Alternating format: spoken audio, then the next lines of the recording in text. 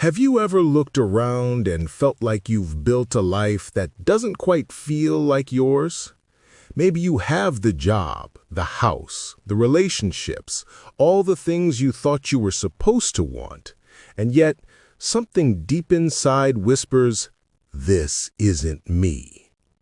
It's a quiet kind of despair, the kind that hides behind your morning coffee, your scrolling, your small talk.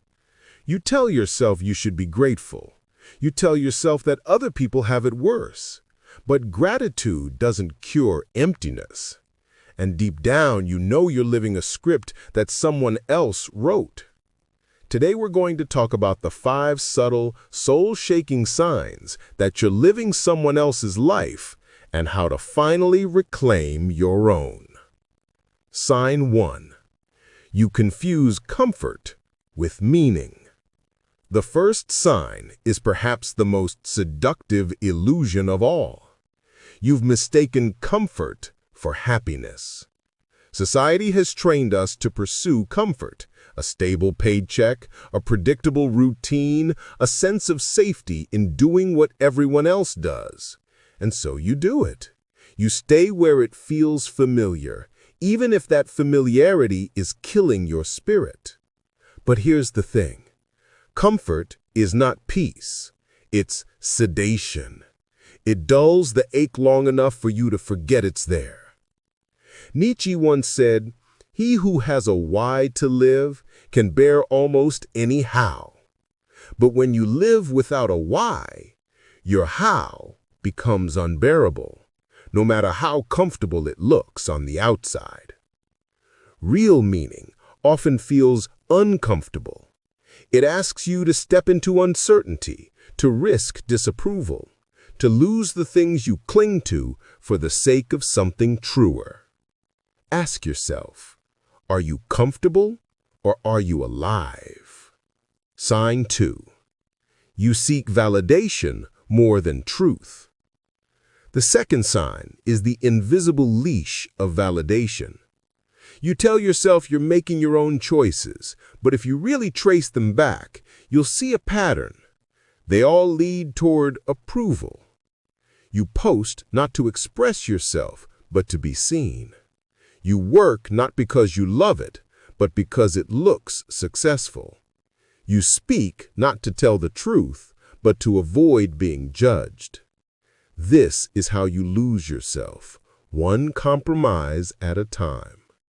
Psychologists call it external locus of control, when your sense of worth depends on forces outside you, likes, praise, status, or reputation.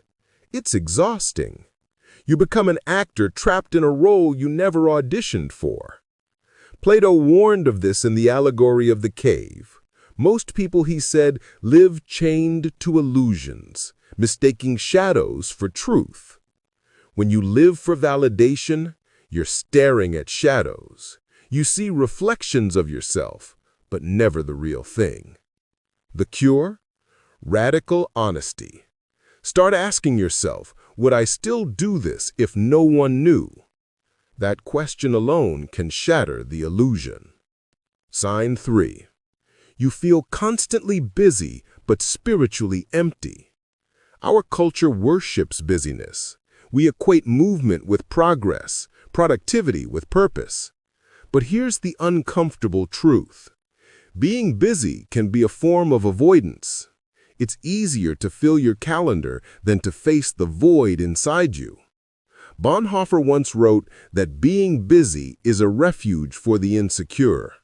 We rush from one task to the next, convincing ourselves that momentum means meaning. But if you were to stop, really stop, you might realize you've been sprinting in circles. That's what happens when you live according to other people's timelines. You chase goals you never chose. You run errands for someone else's dream. You exhaust yourself in service to a life that doesn't feel like yours. Silence feels unbearable only to those who don't know who they are. So sit in it. Let it confront you. The emptiness isn't your enemy. It's a doorway. Sign 4.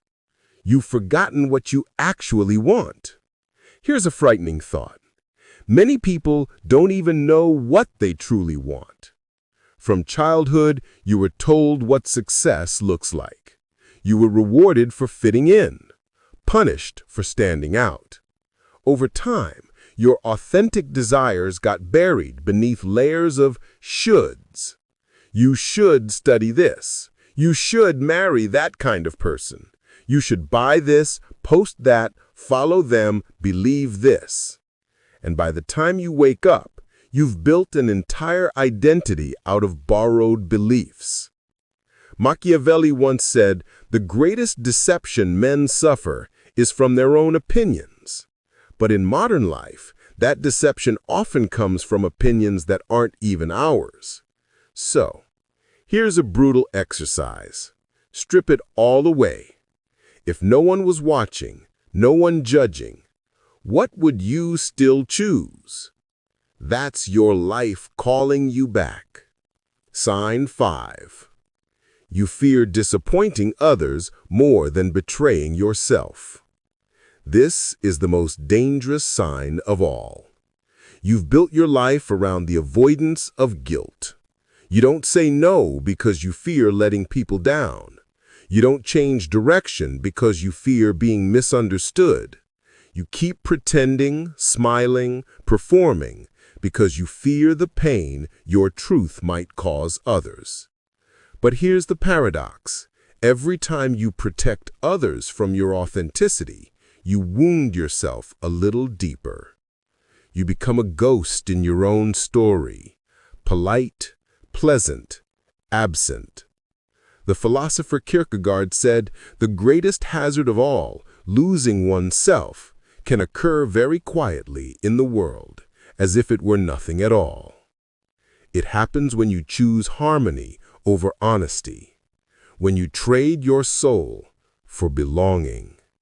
Yes, your truth might make others uncomfortable, but the alternative is dying slowly in silence. How to reclaim your life. Reclaiming your life isn't about burning everything down or quitting your job overnight. It begins internally with small acts of rebellion. Pause before you say yes. Ask yourself who you're saying yes for. Seek solitude. It's in aloneness that the voice of your true self begins to reemerge.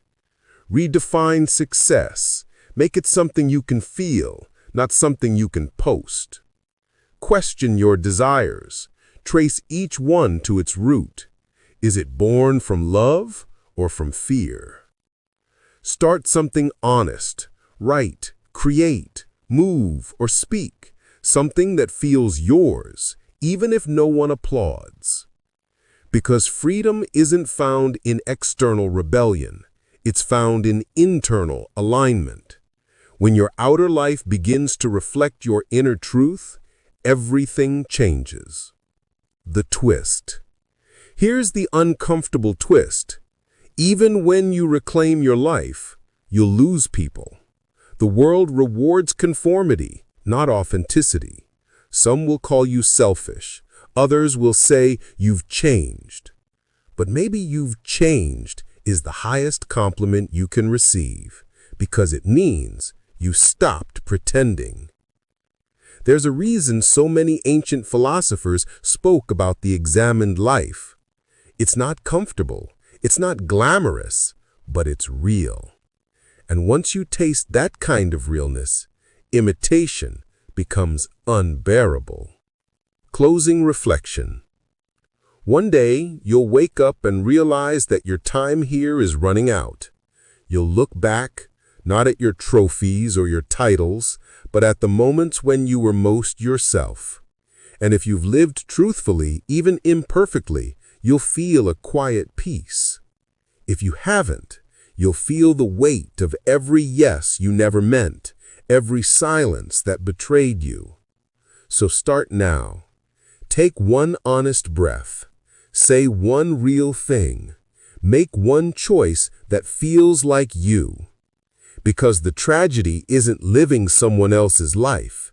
The tragedy is realizing it too late.